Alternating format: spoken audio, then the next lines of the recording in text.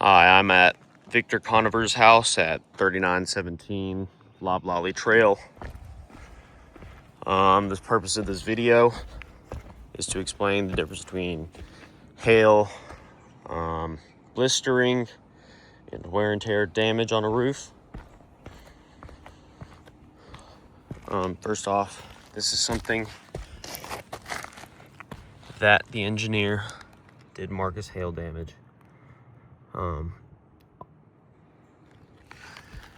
It's soft to the touch, has embedded granules.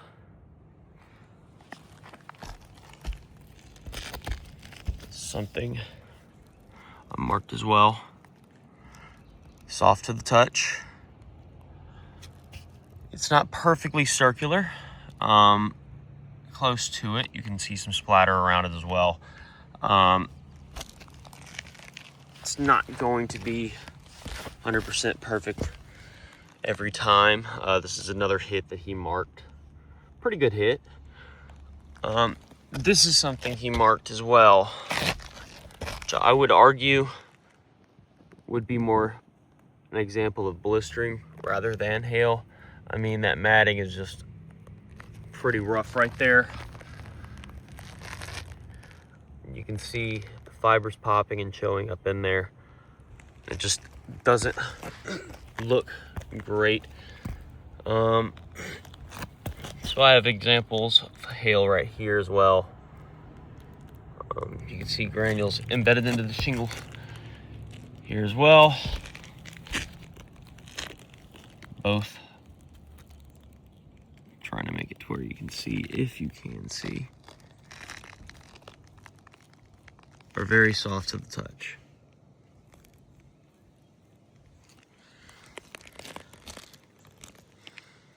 This one too.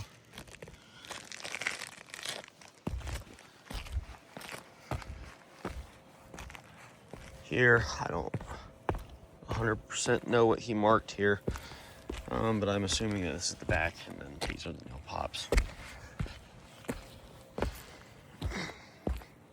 There's wind damage he would mark as well. Of course, as you can see, the shingles have increased at the top. That one looks much more severe than the other one, but back to the point, wear and tear shingles will look very much like this. Just kind of sporadic granular loss. Not much else to say on that. It can happen anywhere, at any place. Here's a good example of what a hail hit would be. About dime sized, 1/2 inch, which is about the size of my pinky tip. Or not my pinky, but my index finger. I did not mark this hail. I did mark this hail. Reason being is it's got those granules embedded into the matting. As time's gone on, most of them probably have fallen out, but it's almost perfectly circular. You can see pretty good splatter around it. This is a great example of wear and tear as well. As you can see, the granule loss is kind of sporadic. It's not perfect. It's not soft to the touch or anything like that. Maybe in some areas, but for the most part, the granules are still there. None are embedded into the shingle itself.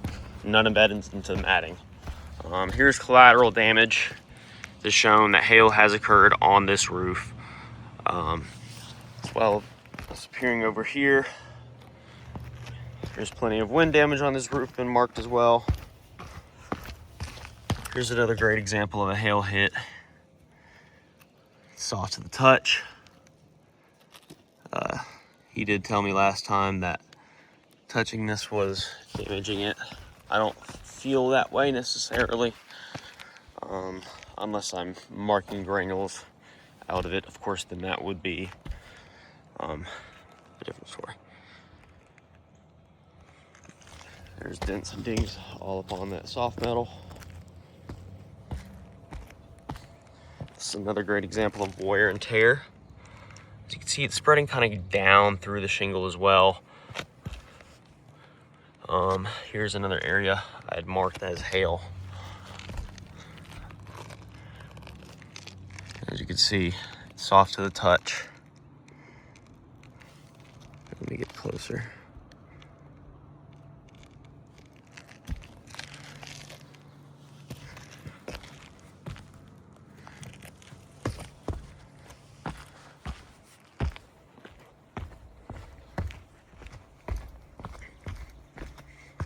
There's more soft metal damage on here.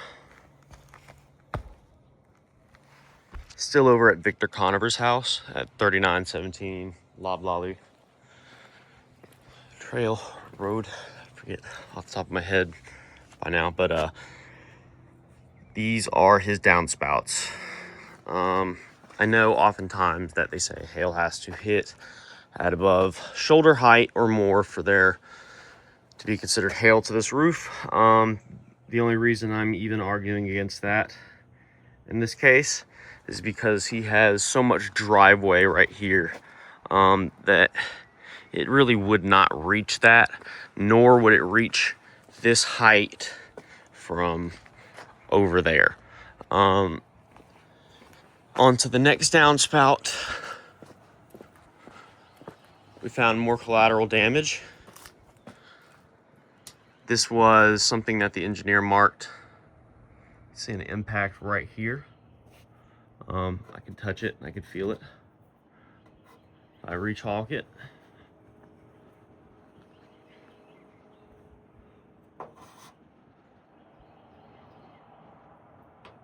Well, I guess my chalk sucks.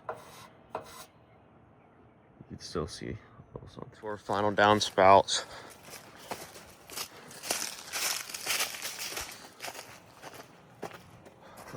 Didn't find a lot at ground level, as you would expect. But right up at the top right here, there's a pretty big ding. And that's at far above 6 feet. For example, I'm 5'11" inches. I was standing on that platform, and that was a little bit over head height for me. So just to show you guys,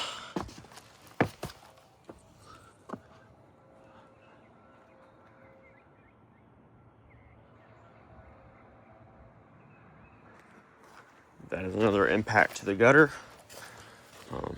All these indicate hail damage occurred on the roof.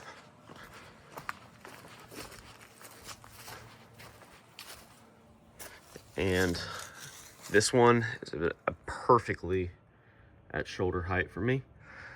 I wish I could show you better. Unfortunately, I cannot. So we just got finished up with that other downspout. This is another downspout. This is right around shoulder height for me, which has a ding in it, indicating hail damage occurred on this property on the date of loss.